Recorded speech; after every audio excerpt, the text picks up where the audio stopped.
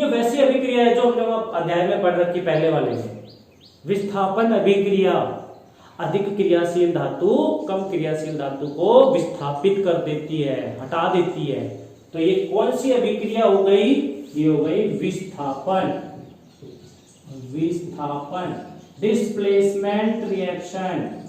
ठीक है, इस जिंक ने कॉपर का विस्थापन कर दिया और जिंक सल्फेट बन गया, कॉपर बन गया। एक चीज और ध्यान रखिएगा, कॉपर सल्फेट का रंग नीला होता है। कॉपर सल्फेट का रंग कैसा होगा? नीला होगा। और जब हम उसको जिंक डाल देंगे ना उसके अंदर, कॉपर सल्फेट के विलयन में जिंक डाल देंगे, तो इसका जो नीला रंग है ना वो धीरे धीरे धीरे धीरे गायब हो जाएगा और क्या बन जाएगा? रंगहीन, रंगहीन जिंक सल्फेट में बदल जाएगा। तो अभिक्रिया हुई, विस्थापित हो गई, तो नीले रंग को रंगीन करना है कॉपर सल्फेट के, तो जिंक मिला दीजिए, वो रंगीन हो जाएगा। इसके लिए जो आपके प्रयोगशाला है उसमें इसको करके भी देख सकते हैं। इसके बाद हम एक और उदाहरण लेते हैं इसी प्रकार का। मैंने लिया कॉपर सल्फेट CuSO4 और मैंने ले लिया यहाँ पे आयरन। CuSO4 का रंग कैसा? अभी जो मैंने बताया नीला, कॉपर सल्फेट नीले रंग का है। उसको जब हम कॉपर सल्फेट को आयरन के साथ, लोहे के साथ अभिक्रिया करवा दें, अर्थात कॉपर सल्फेट के विलयन में लोहे के टुकड़े डाल दें, लोहे की कील डाल दें और छोड़ दें थोड़ी देर के लिए, तो जो यहाँ पर कॉपर सल्फेट है वो किससे बदल जाएगा? ये आयरन इसको यहाँ से हटा देगा कॉपर को, और कॉपर को हटा देगा, क्या बन जाएगा? FeSO4, कॉपर अलग हो जाएगा। ये कैसे रंग का होगा? हरे रंग का होगा। आयरन सल्फेट कैसे रंग का रहेगा? हरे रंग का रहेगा। अच्छा, कॉपर का रंग कैसा रहेगा? लाल भूरा रंग रहेगा, लाल भूरा। यहाँ पे भी लाल भूरे रंग का कॉपर अलग हो जाएगा, लाल भूरा। ठीक है, हो गए। तो उदाहरण आपने सोचा कि सर ने दोनों बार ही कॉपर सल्फेट लिया है, चलिए हम इस कॉपर सल्फेट को बदल देते हैं। मैं अब की बार ले लेता हूं सिल्वर नाइट्रेट। ठीक है, AgNO3, ये है सिल्वर नाइट्रेट, और सिल्वर नाइट्रेट को मैं कॉपर के साथ अभिक्रिया करवा दूं। सिल्वर नाइट्रेट कैसा होगा? रंगहीन होगा, रंगहीन, कोई रंग नहीं है इसका सिल्वर नाइट्रेट का। और जब हम इसको कॉपर के साथ अभिक्रिया करवा देंगे, तांबे के साथ, तो कॉपर नाइट्रेट बनेगा। CuNO3 ट्वाइस बनेगा, CuNO3 twice, copper nitrate. Copper nitrate का रंग कैसा रहेगा? नीला, नीले रंग का कॉपर नाइट्रेट बनेगा। और साथ में क्या अलग हो गया? यहाँ पे ये सिल्वर अलग हो जाएगा, ये सफेद रंग का सिल्वर अलग हो जाएगा। इसका रंग कैसा रहेगा? सफेद रहेगा। तो सिल्वर नाइट्रेट कॉपर के साथ अभिक्रिया करके कॉपर नाइट्रेट और सिल्वर में बदल जाएगा। सारी की सारी अभिक्रियाओं में विस्थापन हो रहा है, विस्थापन हो रहा है। और विस्थापन कौन करता है? जो अति क्रियाशील धातु होती है ना, अति क्रियाशील, वो कम क्रियाशील को उसकी जगह से विस्थापित कर देती है, हटा देती है। और कोई ऑलरेडी अगर ऐसी धातु उपस्थित है जो क्रियाशील है और उससे कम क्रियाशील धातु उसके पास लाए, हटा नहीं पाएगी, वहां पे विस्थापन नहीं होगा। अब आप ये सोच रहे होंगे कि हमें कैसे पता चलेगा कि कौन सी धातु क्रियाशील है और कौन सी धातु कम क्रियाशील है, कौन सी ज्यादा क्रियाशील है? तो उसके लिए एक श्रेणी बनाई गई है, एक श्रेणी, ऊपर से नीचे की तरफ धातुओं को व्यवस्थित कर रखा है। उस श्रेणी को, उस क्रम को अभिक्रियाशीलता श्रेणी कहते हैं। एक बार हम उस पर नजर डालते हैं, देखिए बहुत ही जरूरी है। ये सारे उदाहरण आप अपने खुद के बना सकते हो, याद करने की, रटने की आवश्यकता नहीं है। आप खुद के उदाहरण दे सकते हो, और खुद के उदाहरण देने के लिए क्या चाहिए? हमें ये पता होना चाहिए ना यहाँ पे कि कॉपर ज्यादा रिएक्टिव है कि जिंक ज्यादा रिएक्टिव है, कॉपर ज्यादा रिएक्टिव है कि आयरन ज्यादा रिएक्टिव है, सिल्वर ज्यादा रिएक्टिव है कि कॉपर ज्यादा रिएक्टिव। जब हमें ये पता होगा तो हम यहाँ उत्पाद लिख देंगे, रिएक्शन लिख देंगे, हो रही है कि नहीं हो रही है ना। तो ये आपको अभिक्रियाशीलता श्रेणी से पता चलेगा। अच्छा, एक बात और मैं बहुत जरूरी बता दूं, कई बार परीक्षा के अंदर इन प्रश्नों को थोड़ा घुमा करके दे दिया जाता है। वो देखो कैसे पूछा जाता है, क्या लोहे के डिब्बे में कॉपर सल्फेट के विलयन को भरकर रखा जा सकता है? आप क्या जवाब देंगे? नहीं रखा जा सकता। क्यों? देखिए, अगर मैंने इस लोहे के डब्बे में और कॉपर सल्फेट डाल दिया CuSO4, तो कॉपर सल्फेट का घोल इसमें रख दिया, तो धीरे धीरे अब क्या होगा, ये जो लोहा है आयरन इस कॉपर सल्फेट के अंदर से यहां से तो टूट जाएगा, वो यहां से टूट करके अंदर चला जाएगा, अंदर जाके कॉपर को हटा देगा, तो कॉपर तो नीचे यहाँ पे आके गिर जाएगा कॉपर, और आयरन यहां से टूट के अंदर चला गया। अंदर रिएक्शन हो गई कि कॉपर सल्फेट आयरन के साथ अभिक्रिया करके और आयरन सल्फेट, तो आयरन सल्फेट इसका रंग तो हरा हो गया नीले से, लेकिन ये तो टूट गया ना यहाँ से डब्बा, डब्बे का लोहा तो चला गया विलयन के अंदर, तो जो लोहा अगर चला जाएगा डब्बे को छोड़कर छेद हो जाएंगे उसमें, वो गल जाएगा, तो हम उसमें भर के नहीं रख सकते। ठीक है, समझ आया? तो आप ये तभी बता पाएंगे जब आपको अभिक्रियाशीलता श्रेणी याद रहेगी। तो आप अभिक्रियाशीलता श्रेणी को देखते हैं। चलिए देखिए, अभिक्रियाशीलता श्रेणी,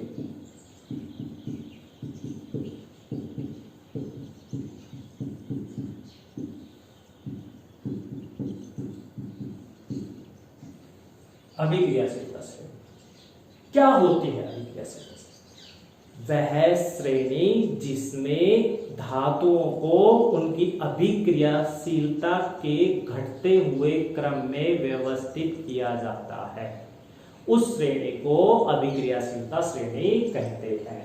वह श्रेणी जिसमें धातुओं को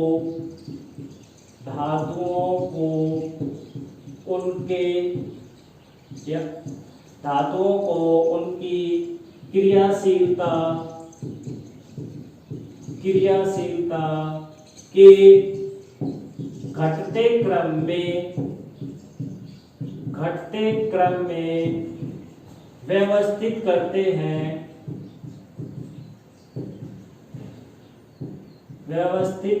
हैं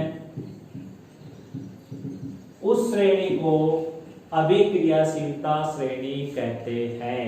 अर्थात सबसे ऊपर सबसे अभिक्रियाशील, उससे नीचे उससे कम क्रियाशील, उससे नीचे उससे कम क्रियाशील, इस प्रकार से धातुओं को एक सीधी श्रेणी में लगाते हैं, तो वो श्रेणी क्या कहलाएगी? अभिक्रियाशीलता श्रेणी। ठीक है, चलिए मैं बताता हूं आपको। जैसे ये आप ध्यान में भी रखिएगा, सबसे अधिक क्रियाशील धातु पोटाशियम, ठीक है, उससे नीचे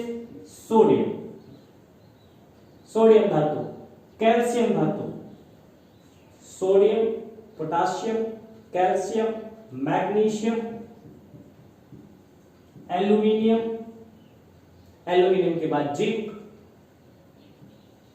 आयरन, टिन, लेड, हाइड्रोजन धातु नहीं है यहाँ पे हाइड्रोजन, लेकिन श्रेणी में इसलिए ले रहा हूं ताकि हमें ये साफ पता चल जाए कि कौन कौन सी धातुएं हाइड्रोजन को हटा सकती है, विस्थापित कर सकती है, और कौन कौन सी नहीं कर सकती है।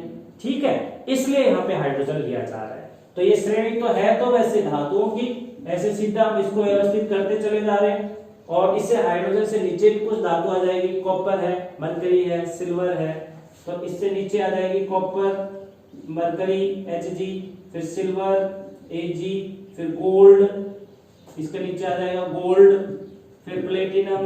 ये हमारे पास एक श्रेणी बन गई है, ये हमारे पास एक श्रेणी बन गई है। इस श्रेणी को, इसमें अगर आप देख रहे हैं तो क्या है, सबसे अधिक क्रियाशील सबसे ऊपर, उससे कम क्रियाशील उससे कम, उससे कम, उससे कम, और ये उसकी घटती हुई श्रेणी है। तो ऊपर से नीचे की ओर इनकी क्रियाशीलता क्या होती चली जा रही है? घटती चली जा रही है नीचे की तरफ। तो अब आप बिल्कुल आइडिया लगा सकते हो, अपने खुद के समीकरण बना सकते हो कि कौन सी धातु किस धातु लवण को विस्थापित करेगी, किसको नहीं करेगी। जैसे मैंने यहाँ पे धातु का लवण लिया था कॉपर सल्फेट CuSO4, और मैं इस CuSO4 इसके लवण को मैं अभिक्रिया करवा रहा था जिंक के साथ, तो जिंक के साथ मैंने अभिक्रिया करवाया था। अब मुझे पता है इस श्रेणी को अगर मैंने याद कर रखा है तो मैं क्या करूंगा, इस जिंक को मुझे पता है कि कॉपर से ज्यादा अभिक्रियाशील है, तो जिंक कॉपर को वहां से हटा देगी, क्योंकि जिंक ज्यादा अभिक्रियाशील है, कॉपर कम है, तो कॉपर को हटा देगी। कम वाले का तो कोई काम ही नहीं है, तो यहाँ से कॉपर हट जाएगा तो जिंक सल्फेट बन जाएगा ZnSO4 और कॉपर अलग हो जाएगा। पर इसी कॉपर सल्फेट को CuSO4 को और मैं अगर अभिक्रिया करवा देता हूं उसको सिल्वर के साथ Ag के साथ, तो अब क्रियाशीलता श्रेणी में कॉपर ऊपर आ रहा है और सिल्वर नीचे आ रहा है, तो सिल्वर के साथ सिल्वर जो उसको हटा ही नहीं पाएगा, सिल्वर तो और भी कम ताकतवर है, तो सिल्वर के साथ वो अभिक्रिया नहीं देगा। नो रिएक्शन, कोई अभिक्रिया नहीं होगी। किसी का भी ले सकते हो। मैंने लिया यहाँ पे मैग्नीशियम क्लोराइड MgCl2, ठीक है, और मैं इसको रिएक्शन करवाना चाहूं कि कैल्शियम के साथ या सोडियम धातु के साथ, तो क्या होगा। मान लो मैंने यहाँ पे सोडियम धातु ले ली, तो सोडियम धातु के साथ क्या होगा, तो आप खुद का उदाहरण दे सकते हैं कि देखिए मैंने इस श्रेणी को देखिए, सोडियम ऊपर आया, सोडियम इज मोर रिएक्टिव, ज्यादा क्रियाशील है, तो सोडियम क्या करेगा, जब ज्यादा क्रियाशील है मैग्नीशियम को, तो यहाँ से मैग्नीशियम को हटा देगा, और हटा देगा तो सोडियम क्लोराइड बन जाएगा और मैग्नीशियम अलग हो जाएगी। मान लो मैंने यहाँ पे एल्यूमिनियम ले लिया, तो कोई रिएक्शन नहीं होगी, फिर आगे नो रिएक्शन। अगर एल्यूमिनियम लेता हूँ यहाँ पे मैं एल्यूमिनियम, देन नो रिएक्शन, फिर कोई रिएक्शन नहीं होगी। आगे होगा समझ में। क्रियाशीलता श्रेणी वह श्रेणी होती है जिसमें धातुओं को उनके क्रियाशीलता के घटते क्रम में व्यवस्थित करते हैं। ये उदाहरण है हमारे पास, sodium, potassium, calcium, magnesium, aluminium, zinc, iron, tin, lead, hydrogen और कॉपर, सिल्वर, कॉपर, मरकरी, फिर मरकरी के बाद सिल्वर, गोल्ड, प्लेटिनम, ये सारे हमारे उदाहरण। ठीक है, अच्छा ये हाइड्रोजन जो मैं बता रहा था वो इसलिए बता रहा था कि हाइड्रोजन से ऊपर वाले जितने भी मेटल्स है ये वाली, तो ये तो हाइड्रोजन को विस्थापित कर देंगी, लेकिन नीचे वाली जो है ये वाली ये हाइड्रोजन को विस्थापित नहीं करेगी, याद रखिए। तो मैं कहूं कि जल के साथ अभिक्रिया, जल के साथ ये वाले नहीं करेंगे, ठीक है।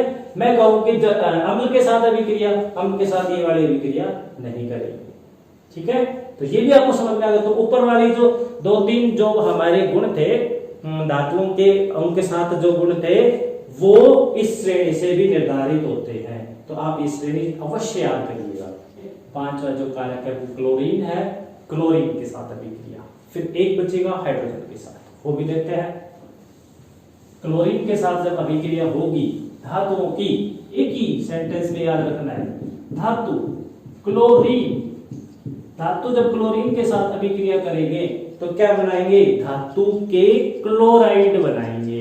क्या बनेगा, धातु का क्लोराइड, याद रखिए, धातु का क्लोराइड। देखिए क्लोराइड की दो प्रकार की प्रकृति होती है, एक आयनिक और एक सहसंयोजी, आयनिक और कोवलेंट नेचर, ठीक है। तो आयनिक नेचर का बनेगा, यहां पर कैसा बनेगा, क्लोराइड कैसा होगा, आयनिक, आयनिक क्लोराइड बनेंगे। तो अब आप बिल्कुल आसान तरीके से इसको समझ लीजिए कि धातुएं जब क्लोरीन के साथ अभिक्रिया करती हैं तो धातुओं का क्लोराइड बनता है जो कि आयनिक प्रकृति का होगा। उदाहरण देखें, चलिए, तो क्लोरीन के साथ जब सोडियम अभिक्रिया करेगा तो उसका धातु का क्लोराइड अर्थात सोडियम का क्लोराइड NaCl होता है, वो संतुलित कर देंगे। ये जो सोडियम क्लोराइड है ये धातु का क्लोराइड बन गया, सोडियम क्लोराइड। ये जो है ये कैसी प्रकृति बताई मैंने आपको, आयनिक। आयनिक क्यों कहा, क्योंकि देखिए आप इसको अगर हम तोड़ेंगे ना तो ये किस में टूटेगा, आयंस में टूटेगा, ये आयंस में टूटेगा। और आयंस में आयन बन गए, sodium ion, chloride ion, ion ionic nature, इसलिए हम इसको आयनिक प्रकृति के क्लोराइड बता रहे हैं, ठीक है। और दूसरे उदाहरण लेते हैं, पोटाशियम लिया, पोटाशियम को क्लोरीन के साथ रिएक्शन करवाए तो पोटाशियम क्लोराइड बन जाएगा। मैग्नीशियम अगर हम ले लेते हैं यहाँ पर, उसको क्लोरीन के साथ रिएक्शन करवा देते हैं तो मैग्नीशियम क्लोराइड बन जाएगा, MgCl2, ठीक है। जिंक ले लिया अगर मैंने यहाँ पे, क्लोरीन के साथ अभिक्रिया करवा दी तो जिंक क्लोराइड बन गया। मैंने यहाँ पे जो है एल्यूमिनियम ले लिया, एल्यूमिनियम को क्लोरीन के साथ अभिक्रिया करवाया तो AlCl3 बन गया। सारे के सारे जितने भी यहाँ पे क्लोराइड है इसको संतुलित करना पड़ेगा हमें, इसको संतुलित कर देंगे। ठीक है, ये संतुलित हो जाएगा। तो देखिए अब यहाँ पे सारे के सारे जो क्लोराइड हैं, ये सारे के सारे क्लोराइड इसकी तरह सोडियम क्लोराइड की तरह क्या है, आयनिक है। किसी को भी तोड़ लीजिए आप, potassium chloride potassium ion chloride ion में टूट जाएगा, magnesium chloride magnesium 2 positive chlorine negative ion में टूट जाएगा, zinc chloride zinc 2 positive chlorine negative ion में टूट जाएगा, एल्यूमिनियम क्लोराइड एल्यूमिनियम 3 पॉजिटिव और क्लोरीन नेगेटिव आयन में टूट जाएगा। तो सारे के सारे आयन बनाएंगे, चाहे कोई से भी हो, ठीक है। पर एक बात आपको याद रखनी है कि ये जो धातु है सारी समान रूप से अभिक्रियाशील नहीं है। ये धातुएं तो तुरंत अभिक्रिया करके बना देंगी, इनको कुछ विशेष परिस्थितियां चाहिए, समय चाहिए होगा, तब अभिक्रिया होगी, ठीक है।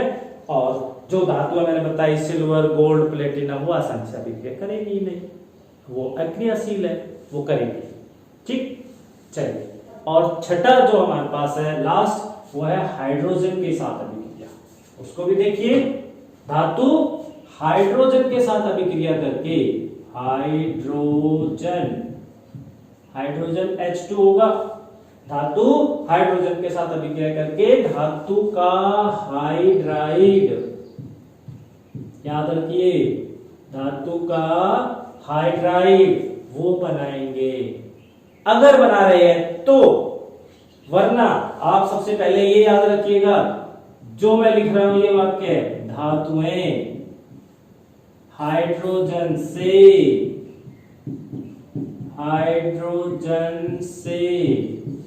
सामान्यतः अभिक्रिया नहीं करती। याद रखिए, ये जो चीज है ये आप याद रखिए, धातुएं हाइड्रोजन से सामान्यतः अभिक्रिया नहीं करती। कारण इसके बारे में भी बताऊंगा मैं, कुछ करती हैं, लेकिन मैंने यहां पे एक शब्द यूज किया सामान्यतः, जनरली। धातुएं सामान्यतः, सभी धातुएं, ऐसा नहीं कि सभी धातुएं कर जाएगी, नहीं, कुछ धातुएं हैं, थोड़ी सी धातुएं जो हाइड्रोजन के साथ अभिक्रिया करके हाइड्राइड बनाती है, वो आयनिक हाइड्राइड बनता है। लेकिन ज्यादातर जो धातुएं हैं, सामान्यतः अगर हम बताएं, जनरल प्रॉपर्टी में बताएं, तो धातुएं हाइड्रोजन से अभिक्रिया नहीं करती। अब एक इसका कारण भी सुन लीजिए कि क्यों। कारण कि धातुएं हाइड्रोजन से अभिक्रिया क्यों नहीं करती, क्योंकि जो धातु अभिक्रिया करती है ना, वो तभी करती है जब वो अपने इलेक्ट्रॉन का त्याग करती है। अगर कोई धातु अपने इलेक्ट्रॉन त्याग रही है तो ये अभिक्रिया करेगी, ठीक है। तो धातु इलेक्ट्रॉन त्यागने पे अभिक्रिया करेगी, और हाइड्रोजन है वो भी कब अभिक्रिया करता है, जब इलेक्ट्रॉन त्यागता है। तो लेने वाला तो कोई नहीं है दोनों में, ठीक है, तो अभिक्रिया भी नहीं होगी फिर। कारण धातु क्या करती है, इलेक्ट्रॉन त्यागती है। धातुएं इलेक्ट्रॉन त्यागती है, और हाइड्रोजन वो क्या करता है, हाइड्रोजन वो भी इलेक्ट्रॉन त्यागते हैं। अब दोनों ही धातु भी और हाइड्रोजन भी इलेक्ट्रॉन त्याग रहे हैं, तो लेगा कौन, जब तक कोई लेगा नहीं इलेक्ट्रॉन को तो अभिक्रिया नहीं होगी। तो इसलिए धातु और हाइड्रोजन आपस में अभिक्रिया नहीं करते हैं, ठीक है। ये धातु है, कोई भी मेटल ले लेता हूं M धातु, और ये इलेक्ट्रॉन जब त्याग देगा तो ये क्या बना देगा, धन आयन में बदल जाएगा, पॉजिटिव आयन में। और हाइड्रोजन होगा वो भी क्या करता है, वो भी इलेक्ट्रॉन त्यागता है, वो भी हाइड्रोजन पॉजिटिव आयन में बदल जाता है। अब पॉजिटिव धनात्मक में आवेश में तो रिपल्सन होता है, प्रतिकर्षण होता है, भाग जाएंगे एक दूसरे से दूर, तो जुड़ने का सवाल ही नहीं हुआ, तो अभिक्रिया होगी नहीं।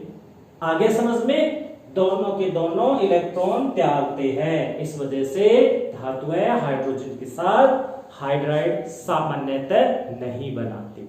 लेकिन कुछ धातुएं जो बहुत अधिक क्रियाशील है, वो हाइड्रोजन को फोर्स कर देती है कि इलेक्ट्रॉन ले, और हाइड्रोजन को वह मजबूरी बस इलेक्ट्रॉन लेना पड़ता है, और उस केस में वो उसके साथ अभिक्रिया दे देगी।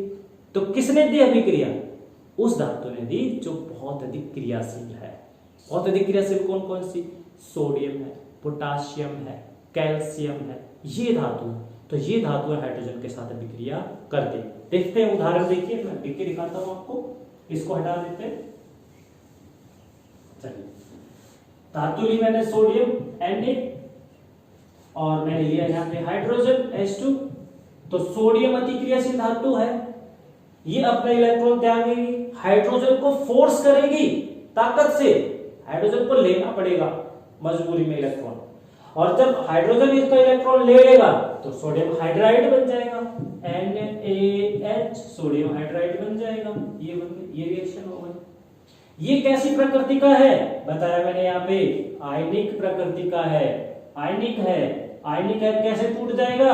सोडियम आयन और हाइड्राइड आयन में, हाइड्रोजन आयन में टूट जाएगा सोडियम हाइड्राइड। ये देखिए, तो आयनिक नेचर का हाइड्राइड बनेगा, जो करेगी उसका। जो धातु नहीं करेगी अभिक्रिया उसका नहीं बनेगा। दूसरा मैंने बताया एक और उदाहरण पोटाशियम। पोटाशियम धातु भी हाइड्रोजन के साथ अभिक्रिया करके पोटाशियम हाइड्रोक्साइड बना देगा। तो सोडियम अभिक्रियाशील है, पोटाशियम अभिक्रियाशील है और अति क्रियाशील है, इसलिए हाइड्रोजन को ये फोर्स करती है कि आप हाइड्रोजन इलेक्ट्रॉन लीजिए, और जब हाइड्रोजन इलेक्ट्रॉन लेता है तो इनके बीच अभिक्रिया हो जाती है। इसी प्रकार से एक कैल्शियम का उदाहरण और ले लेते हैं। कैल्शियम धातु है, हाइड्रोजन के साथ अभिक्रिया करेगा। तो कैल्शियम जब हाइड्रोजन के साथ अभिक्रिया करेगा तो कैल्शियम का हाइड्राइड बन जाएगा, CaH2 कैल्शियम हाइड्राइड बन जाएगा। जो अति क्रियाशील धातु है वही अभिक्रिया कर रहे हैं, जो क्रियाशील धातु नहीं है अर्थात कम क्रियाशील है वो अभिक्रिया नहीं करेंगे।